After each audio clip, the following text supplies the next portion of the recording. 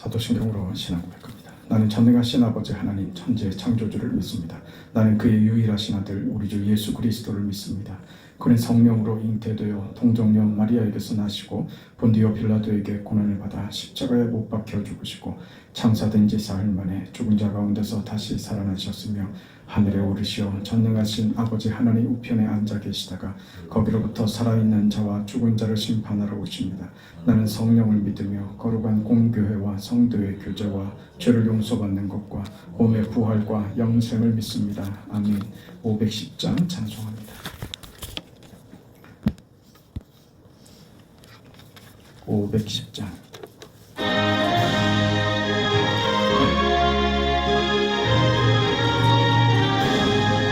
하나님의 진리 등대 길이 빛나니 우리들도 등대되어 주의 사랑 비추세. 우리 작은 불을 켜서 험한 바다 비추세. 물에 빠져 헤매는 이 건져내어 살리세. 죄의 밤은 깊어가고 선한 물결 설렌다. 어디 불빛 없는 가고 찾는 물이 많구나. 우리 작은 불을 켜서 험한 바다 비추세. 물에 빠져 헤매는 이 건져내어 살리세. 너의 등불도 드어라. 거친 바다 비춰라. 빛을 찾아 헤매느니 생명선에 던져라. 우리 작은 불을 켜서 험한 바다 비추세. 물에 빠져 헤매느니 건져내어 살리세.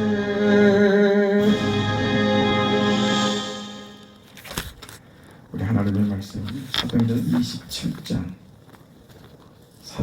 27장 1절에서 8절까지 말씀입니다. 하나님의 말씀을 함께 읽습니다. 우리가 배를 타고 이달리아에 가기로 작정되매 바울과 다른 죄수 몇 사람을 아구스도대의 백부장 율리오라는 사람에게 맡기니 아시아 해변 각처로 가려 하는 아드라무떼노 배에 우리가 올라 항해할세.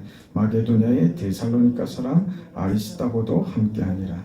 이튿날 시돈에 되니 율리오가 바울을 친절히 대하여 친구들에게 가서 대접받기를 허락하더니 또 거기서 우리가 떠나가다가 맞바람을 피하여 구부로 해안을 의지하고 항해하여 길리기아와 밤빌리아 바다를 건너 루기아의 무라시에 이르러 거기서 백부장이 이달리아로 가려 하는 알렉산드리아 배를 만나 우리를 오르게 하니 배가 더디가 여러 날 만에 간신히 니도 맞은편에 이르러 풍세가 더 허락하지 아니하므로 살몬의 앞을 지나 그레데 해안을 바람막이로 항해하여 간신히 그 연안을 지나 미항이라는 곳에 이르니 라세아시에서 가깝더라. 아멘. 사도 바울이 이제 로마로 압송이 됩니다. 27장과 28장 사도행전이 끝나는 사도행전의 마무리가 바울이 이제 로마로 압송되는 그 과정을 기록함으로 사도행전이 끝나게 됩니다. 이렇게 지면을 할애할 정도로 바울이 로마로 가는 일이 하나님이 감동하여 기록한 이 성경에 이게 중요하게 다뤄지고 있다는 것은 굉장히 우리에게 많은 것을 생각하게 합니다. 바울은 지금 그 자신이 예루살렘에서 잡히고 예루살렘으로 올라가는 일은 그에게 필연적인 일이었습니다. 무슨 선택의 여지가 없었습니다. 선교 여행을 마치고 예루살렘을 가야만 하는 그 당위성 때문에 여러 가지 그 위험한 신호가 곳곳에 있었지만 예루살렘으로 올라가는 일을 그는 포기하지 않고 결국 예루살렘으로 올라가죠. 거기서 그 예언된 대로 그는 그 많은 고초를 치르고 잡히고 그리고 그것에서 마치 그 허송세월을 하는 것처럼 마치 그 예루살렘으로 올라간 그 결정이 그 미련한 결정이었던 것처럼 그 마치 일이 돼버렸단 말입니다. 우리가 결정해서 가는 일이 어떻게 될지 그 일을 우리는 모릅니다. 우리 인생이 이렇게 될지 우리가 알고 왔습니까? 모르고 왔죠. 장밋빛 인생을 꿈꿨지만 그 인생이 계획했던 대로 기대했던 대로 흘러가는 사람은 그 몇 사람이나 있을까요?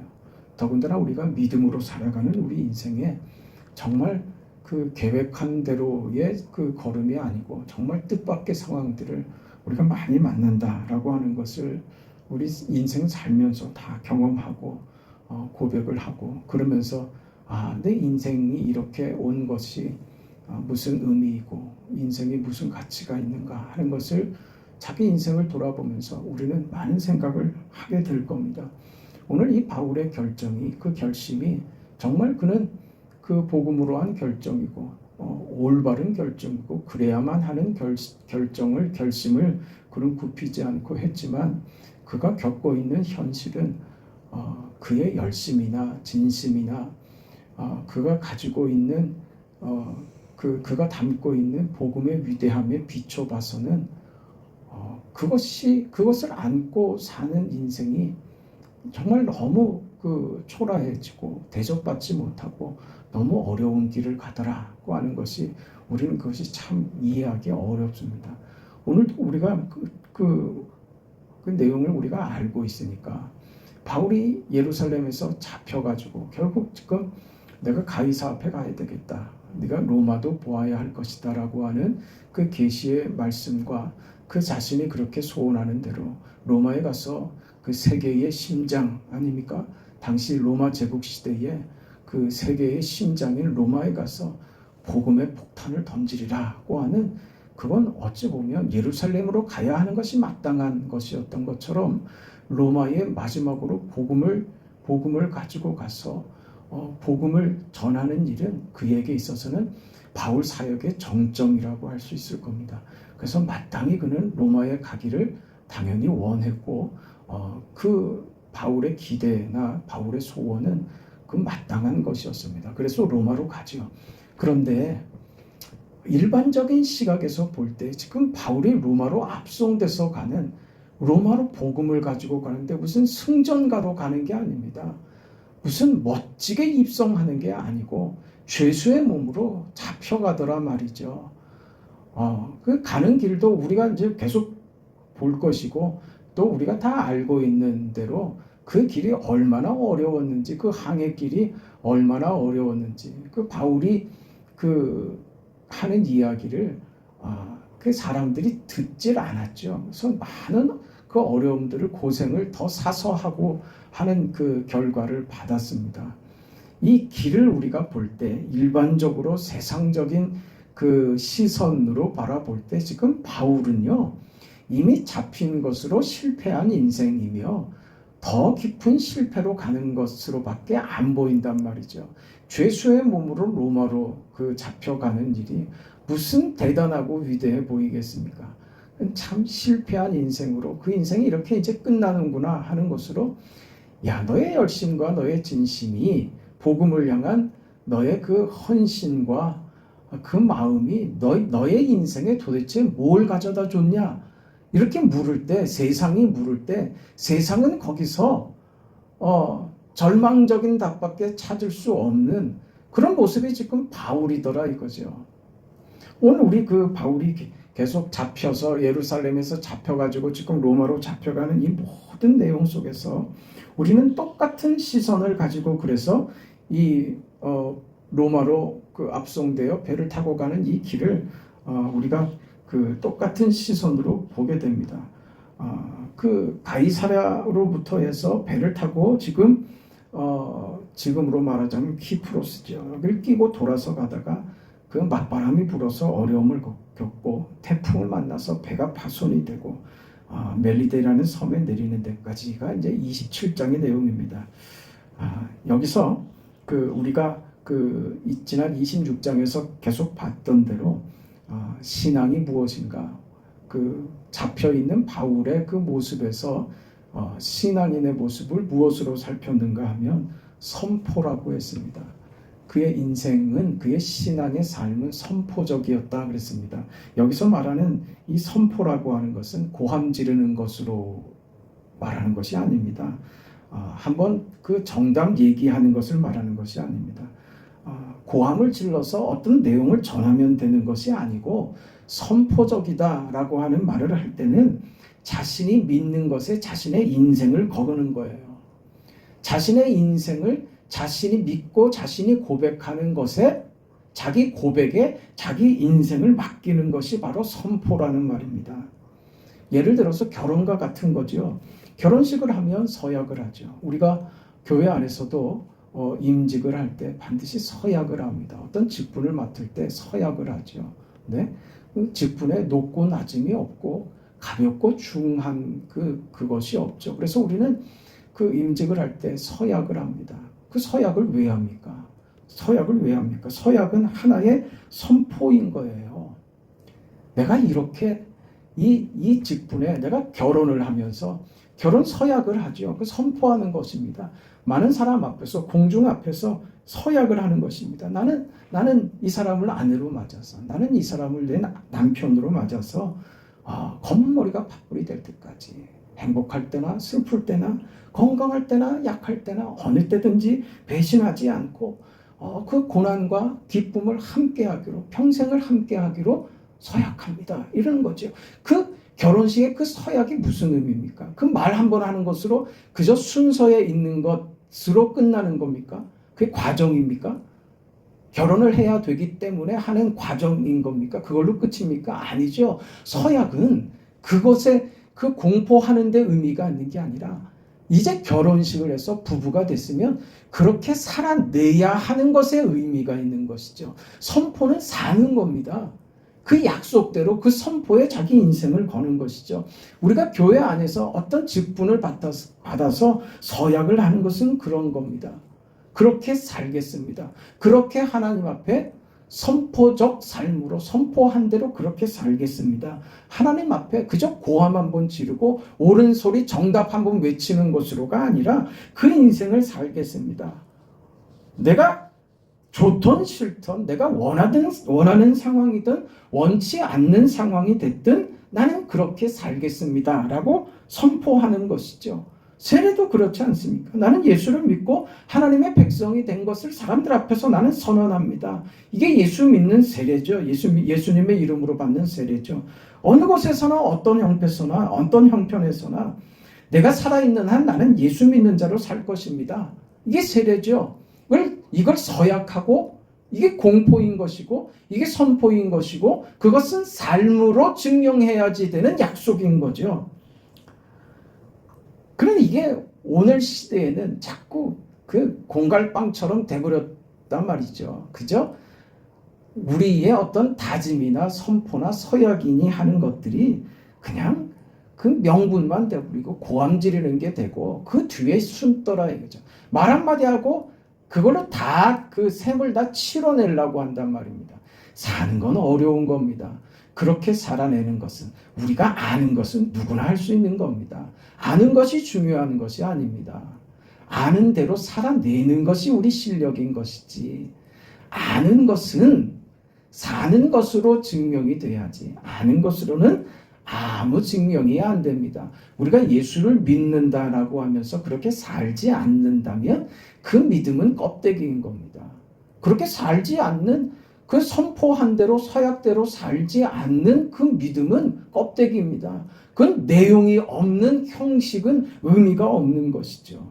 그렇게 살아야만 하는 것입니다. 그래서 빌립보서 2장에 가면 우리가 그 선포적 삶으로 사는 것이 어떤 삶인가 하는 것을 예수께서 친히 보여주신 삶으로 우리에게 교훈을 준다고요. 빌립보서 2장에 가면 뭐라 그럽니까? 1절부터 그러므로 그리스도 안에 무슨 권면이나 사랑이 무슨 위로나 성령의 무슨 교제나 긍휼이나 자비가 있거든 마음을 같이하여 같은 사랑을 가지고 뜻을 합하여 한 마음을 품어 아무래든지 다투면 허영으로 하지 말고 오직 겸손한 마음으로 각각 자기보다 남을 낫게 여기고 각각 자기 일을 돌볼 뿐더러 또한 각각 다른 사람들의 일을 돌보아 나의 기쁨을 충만하게 하라. 너희 안에 이 마음을 품으라. 곧 그리스도 예수의 마음이니. 이렇게 얘기하죠. 그는 근본 하나님의 본체시나 그리스도의 마음이 뭐냐? 근본 하나님의 본체이시지만 하나님과 동등됨을 취할 것으로 여기지 아니하시고 오히려 자기를 비워 종의 형체를 가져. 종의 형체를 가지는 것이 예수의 마음이다. 그래서 사람들과 같이 되셨다. 사람의 모양으로 나타내서 자기를 낮추고 죽기까지 복종하셨으니 곧 십자가의 죽으심이라. 이렇게 말하죠. 우리가 살아내야 할 우리의 삶은 뭐냐 이거죠. 이 얘기는 구체적으로 뭐냐면 우리가 살 때 말입니다. 우리가 믿음으로 산다고 할 때 그거 뭐예요? 좋은 일 한다고 할 때 말입니다. 우리가 옳은 일 한다고 할 때 말이죠. 내가 정당한 일을 하고 내가 바른 일을 하고 내가 교회를 위한다고 할 때 말입니다. 그 명분이 중요한 게 아니라 그러면 아무렇게나 해도 되느냐? 그렇지 않다고 얘기하는 거예요. 내가 무슨 일을 하느냐보다 더 중요한 것은 그 일을 어떻게 하느냐가 중요하다는 거예요. 어떻게 하라고요? 그리스도 예수의 마음을 품으라는 것이죠. 네? 그러니까 내가 옳다고 할 때 우리는 늘 실수합니다. 내가 옳다고 할 때 상대에게 상처를 주죠. 내가 옳다고 하면서 상대에게 나를 세웁니다. 왜? 나는 정당하다 이거죠. 나는 옳다 이거죠. 나는 틀린 말은 안 한다. 그것처럼 무서운 사람이 없는 거예요. 옳으냐 그르냐 하는 문제가 중요한 게 아니라 그것을 어떻게 하고 있느냐. 오늘 성경이 뭐라고요? 그리스도의 마음으로 하고 있느냐. 그걸 얘기하는 거예요. 그리스도의 마음이라고 하는 게 뭘까요? 그냥 추상적으로 생각하지 말자고요. 마음 그러면 그 뭐라고 얘기하겠습니까? 그걸 더 구체적으로 말씀드리자면 각오라고 생각하세요. 각오. 너희가 정말 그리스도를 위하여 이제 믿음으로 살려고 하느냐? 믿음으로 행동하고 교회를 위해서 하나님을 위해서 행동하고 판단하고 결정하고 수고하려고 하느냐? 그렇다면 어떻게 해야 된다고요? 예수의 생애를 살겠다고 각오해야 된다 이런 거예요. 예수의 삶을 각오하지 않으면 그 인생 살 수 없다고 얘기하는 거예요. 그 각오를 가져라. 너희가 무슨 유익을 나누고 싶으냐? 너희가 헌신하고 싶으냐? 은혜를 나누고 싶으냐? 그렇다면 명심해야 될 게 있다. 그리스도의 생애를 각오해라. 이 말인 거예요. 어떻게 해야 된다고요? 그리스도께서 사신 것처럼 그렇게 너의 진심과 너의 마음과 너의 그 사랑과 너의 명분이 그리스도로 나타나게 하라. 그런 것이죠. 그리스도께서 보이신 그 생애, 우리가 각오해야지 되는 예수의 삶이 뭐였습니까? 근본 하나님의 본체시나 하나님과 동등됨을 취할 것으로 여기지 아니하시고 자기를 비워 종의 형체를 가져 사람들과 같이 되시는 것이죠. 사람의 모양으로 나타나서 자기를 낮추시고 죽기까지 복종하시는 거죠. 그것이 뭡니까? 십자가에 죽는 것이죠. 예수님께서 오셔서 구원자로 메시아로 오셔서 공중에서 선포하는 방식으로 구원을 이루지 않으셨어요. 우리 가운데 우리와 똑같아지심으로 오셨어요. 그리고 우리와 똑같은 생애를 사셨단 말입니다. 육체의 삶을 살아내셨다고요. 공생의 사역이 시작되기 전에 30년을 육체를 입고 아들로서의 삶을, 형제로서의 삶을 살아내셨다고요. 억울하고 비비고 그 답답한 인생과 그 현실을 살아내셨다고, 견뎌내셨다 그 말입니다. 구체적으로 살아내는 거죠. 나의 간절한 기대와 소망이 뭐라고요? 내 몸에서 그리스도가 존귀하게 되는 것이 나의 간절한 기대와 소망이라고 바울이 빌립보서 1장에서 그렇게 얘기하잖아요. 그게 뭐예요? 바울의 어디에서요? 몸에서요. 내 몸에서 그리스도가 존귀히 되기를. 이 구체적인 나의 삶에서 말입니다. 삶을 살아내라고 하는 겁니다. 지금 바울이 그 길을 가는 거예요. 세상 사람들이 볼 때 미련하고 바보스럽지요. 왜 그냥 가만히 있었으면 허송세월을 보내지도 않았을 거고 좀 편했을 것인데 왜 고집을 부려서 이 어려운 길을, 어려운 방법을 왜 자처하느냐 이거죠. 그리고 왜 너는 네 인생 하나, 네 욕심 하나, 네가 취하고 싶은 어떤 거 하나 건지지도 못하고 네 인생을 그래, 아니 사람이 그 좀 적당히 할 줄도 알아야지. 그 복음을 위해서 그래, 네 것도 좀 남겨놔야지. 어떻게 100%를 다 거기다가 바치냐 이 미련스러운 사람아. 세상이 그러고 있다니까요. 오늘 우리가 그러고 있는 것처럼 말입니다. 그게 미련스러워 보이죠. 그게 바보 같아 보이죠. 그 길을 바울은 가는 겁니다. 그 길에 바울은 언제나 당당합니다. 그 길에 바울의 모든 필요는 하나님께 있습니다. 그의 걸음을 하나님께서 인도하시며 하나님께서 붙잡아 주시며 그의 모든 필요는 주께서 시마다 때마다 늘 부족하지 않게 공급해 주십니다.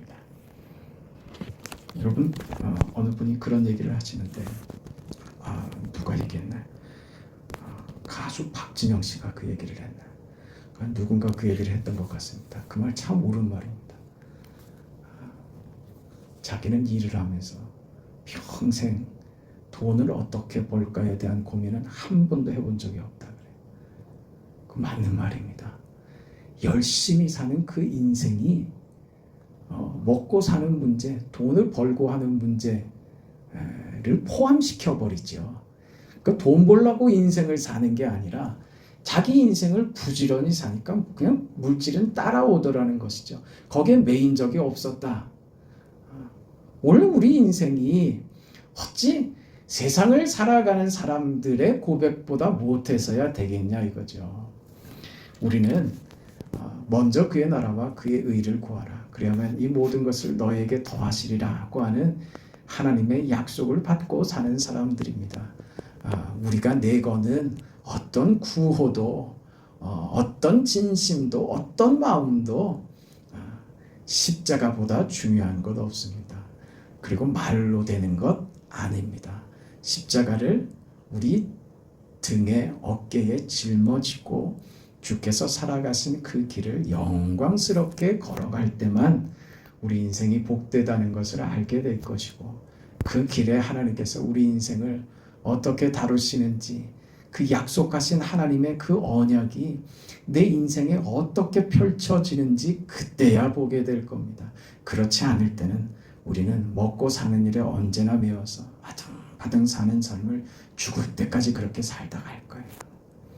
신앙의 삶이 주는 그 하나님의 언약의 만족과 그 인생의 복됨은요, 그렇게 살지 않으면 경험할 수 없는 겁니다. 절대로요. 그냥 겨우 초보적인 신앙으로 평생 살다가 그저 그렇게 가는 거죠. 그러니까 어려울 때 내가 부를 하나님이 있다 이 정도 가지고 사는 거예요. 겨우 그 정도 안위 받고 예수 믿고 사는 것이 무엇인지 경험하지 못하는 그런 인생이 되는 것은 우리에겐 비극입니다. 우리 신앙의 깊은 자리로 들어가서 깊은 영적인 하나님이 동행하시고 하나님이 우리 생에 베푸시는 오늘 바울이 가는 로마로 향하는 이 항해길이 오늘 우리의 인생길이 되기를, 그래서 그 속에서 하나님이 우리 인생 속에서 펼치시는 기적 같은 생애를 날마다 경험하시기를 축복합니다. 자비하신 아버지 하나님, 하나님의 은혜와 사랑을 감사합니다. 우리 인생에 하나님께서 보이시는 그 기적과 그 복됨과 믿음으로 산다는 것의 위대함을 아버지 하나님, 사도 바울이 지금 로마로 향하는 그의 항해길에서 오늘 우리에게 보게 하심을 감사합니다. 세상으로 보는 기준과 가치를 따라서가 아니라 복음을 따라 하나님을 따라 사는 그 생이 얼마나 영광스러우며 그 길이 얼마나 복된 길인가 하는 것을 잊지 않고 놓치지 않고 그 생애를 살아가는 우리 모두가 되게 하여 주시옵소서. 오늘 거룩한 주일에 하나님 앞에 올리는 우리의 예배를 하나님 받아주시고 우리 모든 성도들 한 사람도 빠짐없이 참여하여 영광의 하나님께 기쁨으로 예배하도록 도와주시며 예배를 통해서 하나님의 영광과 그 크신 은혜와 사랑과 긍휼하심을 경험하게 하여 주시옵소서. 특별히 침상에 누워있는 사랑하는 딸들을 하나님께서 기억하여 주시고 저들에게 은혜와 긍휼과 자비와 사랑과 주의 치료하심을 나타내 주시옵소서. 병상에서 하나님을 만나는 은혜가 더하게 하여 주시옵소서. 이 시간 우리의 간구에 하나님 응답하여 주옵소서. 예수님의 이름으로 기도합니다. 아멘. 하늘에 계신 우리 아버지여, 이름이 거룩히 여김을 받으시오며 나라가 임하시오며 뜻이 하늘에서 이루어진 것 같이 땅에서도 이루어지이다. 오늘 우리에게 일용할 양식을 주시옵고 우리가 우리에게 죄진 자를 사하여 준 것 같이 우리 죄를 사하여 주시옵고 우리를 시험에 들게 하지 마시옵고 다만 악에서 구하시옵소서. 나라와 권세와 영광이 아버지께 영원히 있사옵나이다. 아멘.